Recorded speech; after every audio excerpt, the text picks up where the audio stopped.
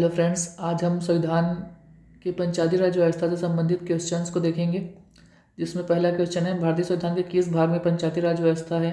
तो यह है भाग 9 में। भारतीय संविधान के किस भाग में नगर पालिकाओं से संबंधित प्रावधान है? यह भाग 9 के क में। नगर निगम, नगर पालिका, नगर पंचायत संबंधित जनसंख्या के अनुसार विभिन्न क्राइटेरिया हैं। जैसे 20,000 से कम जनसंख्या है तो वो नगर पंचायत में आती है। अगर 20,000 से या उससे अधिक लोगों से मिलकर बना है तो वो नगर पालिका में आता है। अगर 5 लाख से अधिक जनसंख्या है तो उसे नगर निगम माना जाता है। भारतीय संविधान के किस भाग में ग्राम पंचायत, जो कि है भाग 4, नीति निर्देशक तत्वों में, भारतीय संविधान के किस अनुच्छेद में ग्राम पंचायतों को संगठित करने का निर्देश देता है? यह भाग 4, नीति निर्देशक तत्व के अनुच्छेद 40 में।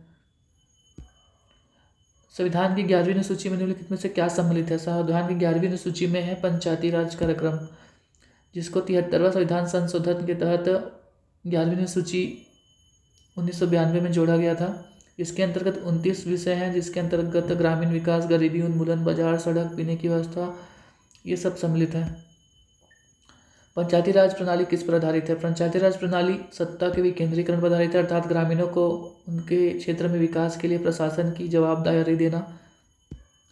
पंचायती राज प्रदान करता है ग्रामीण स्तर पर उचित राजस्व का संचालन, देहाती क्षेत्र में शिक्षा का फैलाव, स्थानीय स्तर पर लोकतांत्रिक प्रशासन।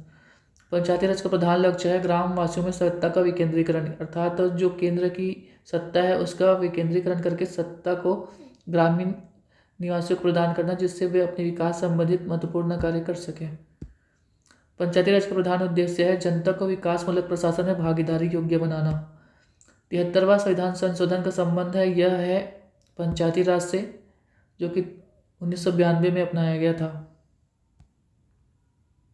Thank you.